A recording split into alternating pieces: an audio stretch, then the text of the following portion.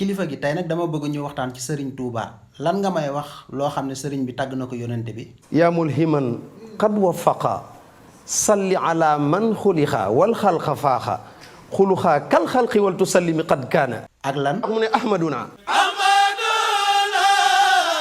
rahmatuna xaamiduna nicmatuna mahmuduna.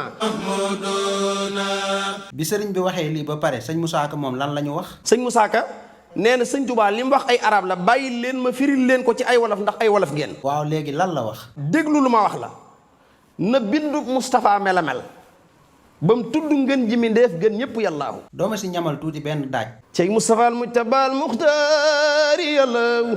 lii neex na de dolli ma ñu continuer. ndaamawul defuloon am njool reyul ni fa tax dooxul wamul sa taxul sagul fa yàllaahu. damaa gis ne nit yépp xaalis la ñuy wut sëriñ bi nan la defoon ak alal. sëñ Tuubaa ne man awuma alal ñu ne ko lu tax mu ne sama mbooleem sama alal jox naa ko yonent bi. mais yoonu murit ñan ñoo si gën a sonn. Mawaahibu sëñ Fallu ak café. café Touba moom bu doon jeex taalibe Bamba jeexal na ko bu yàgg. café moom bu doon jeex ba tey jeex na bu yàgg moom li ko murit ina. waaw dama bëggoon nga yëkkatil ma beneen daaj ma déglu. allahu rabbun jalilun malikun adun.